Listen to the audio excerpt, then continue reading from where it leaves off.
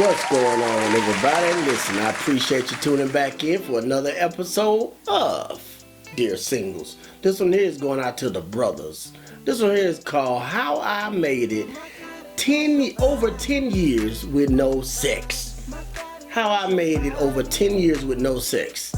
Listen, I just want to encourage the brothers. And ladies, I want to encourage you. Why? Because the brothers do exist out there. There is some that is practicing abstinence. Some of y'all may say practicing celibacy, and no. It's not celibacy. Celibacy is that you ain't gonna have sex, period. No, abstinence is that you wait until you get married to have sex, okay? So y'all need to use the right words for one. I'm trying to tell y'all better use the right words, because y'all speaking some stuff over here. Okay, I know. Okay, but listen, this is what I'm trying to tell you. Brothers, you can do it. I did it, and I know you can do it. I ain't up here telling you that I did it like it was so easy, cause it wasn't. It was hard. So you got to put up some boundaries. You understand what I'm saying? But I did it. I know you can too, right? Now, transparent moment. For my first year, I failed. I failed hard. For my first year, I did. We'll tell y'all little details of it, but that ain't important right now, but I'll tell you on another episode. But anyway, I failed my first year. So I know it's easy to fall. So in other words, it's easy to pull somebody down than to pull them up.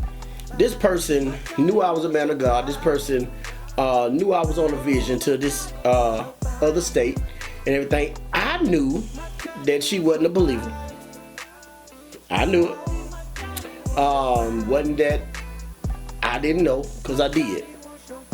But the problem is, I entertained what I saw. Ladies, you know, if you see a guy, you know if you can get money out of him, right? You know if he's easy to give money, right?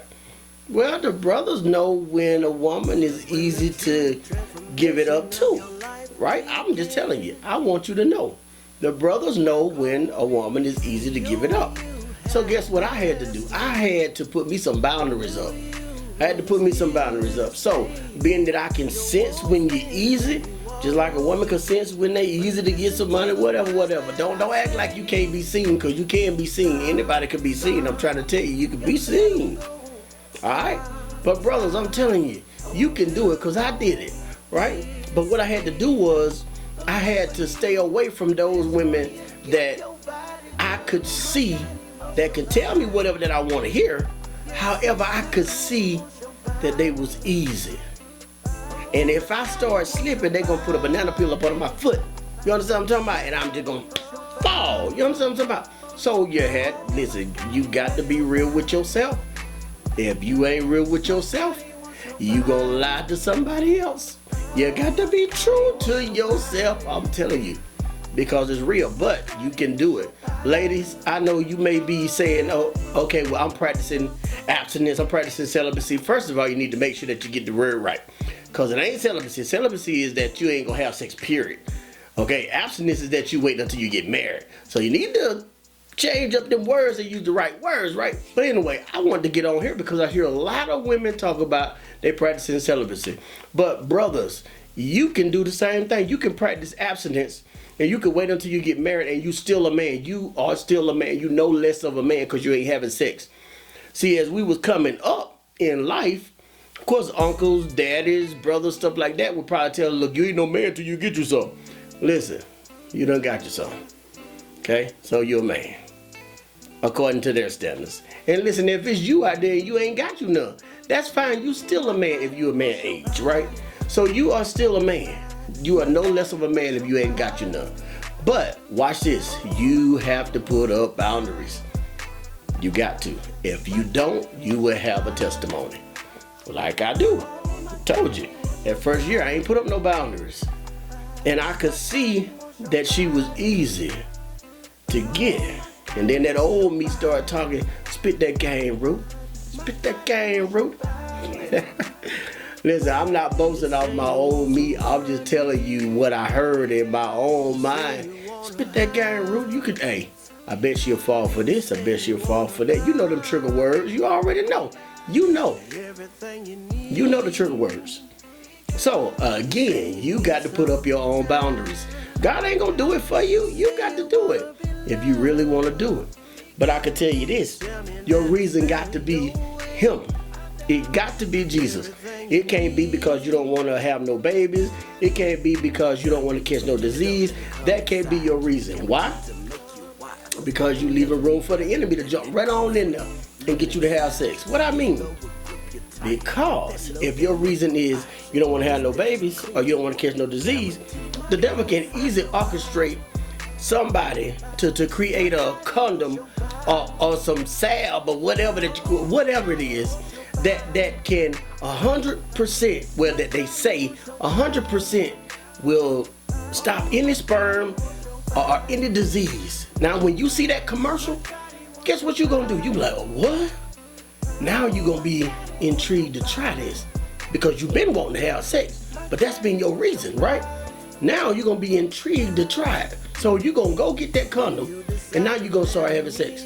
Why? Because your reason wasn't Jesus, and the devil was able to slip in there and create something to go above your reason. I'm trying to tell you something now. Listen. That wasn't my reason. Well, it was my reason in the beginning, but it wasn't solid. It wasn't solid at all. It wasn't solid. But then when I had that fall and everything, I had to recalibrate. Right? Because sometimes you got to recalibrate, brother. You got to recalibrate how you think you can do things. Look, you know your limitations. You understand what I'm saying? You know it. So you got to recalibrate. So when I recalibrated, then I was able to go a little bit farther. But guess what? I fell again. But being a man of God and you really focus on it and Jesus is your reason, you ain't gonna sit there. Because this next time, boy, was I serious. That's why I say I went over 10 years with no sex. I did it and I know you can do it. Why? Because I depended straight on Jesus. Cause Rudy was out of gas. Straight out of gas. I ain't have no gas in the gas tank. I ain't have no fumes. It didn't even smell like no gas in my tank. I was out. I was empty. It was all Jesus that I had to lean on. I'm just telling you, brothers, you can do it. So ladies, if you don't think a brother can. My past is not where I was a virgin, because I wasn't. It was easy to get them and stick them. Okay? That's where it was. So for me to go, dang, tell you the truth, I think that was, wow, that was all of my 30s. My whole 30s. Listen, it wasn't nobody but God. Because sometimes I had to think about it, like, really? What? Ooh, boy, it ain't nobody but Jesus. But I had to stay busy. I had to stay on the vision. I had to stay busy. And I did. That's how you can do it. Did I struggle with masturbation? I did for a season. Not the whole time, but for a season I did. But God delivered me from that too. You don't have to do anything to still stand on business when you standing on abstinence, brothers. You can. Well, you can, and I encourage you to do it. Why? Because you can see situations much more clearer without the fog, without the cloud. You can examine situations. If you're dating, you can see things clearer. If it's something that you don't like, then a little nookie ain't gonna make you still like it. Okay? Because you ain't getting all that. But you can actually see what it is. Y'all can talk about it.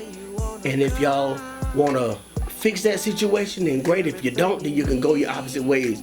You ain't clouded or you ain't in no fog because you ain't had that. And I promise you, having it or not having it make a big difference in your outlook on life and relationships. So I just want to encourage somebody. Brothers, you can do it. Ladies, they do exist. Don't be out there calling the brother gay if he don't want you because you so fine and all this other stuff. And he ain't making no pass at you. That don't mean he gay. That mean, listen, he probably see that you easy to get. He probably see if he make that right pass. Listen, I'm just trying to tell you. Don't misread a brother because he ain't trying to hit on you like that in that way. Don't misread it, okay? They exist, brothers exist that is practicing abstinence because of their love and they focus on God. And I encourage that. And there's some sisters that's practicing abstinence for their love and they focus on God as well. And I encourage that as well. I just want the brothers to know you can do it because I did it. And I did it through him. So that's how I know you can do it too. But only through him. Not by your own strength. You will have a testimony after testimony after testimony. But you can do it with Jesus' strength, not yours. So I just wanted to encourage you, brothers. That's it. I'm out of here, okay? God bless you. Peace out. The new you is here to stay. Your old friends may walk away, but listen to the words that I say. Stop, stop. You gotta let them go. Stop.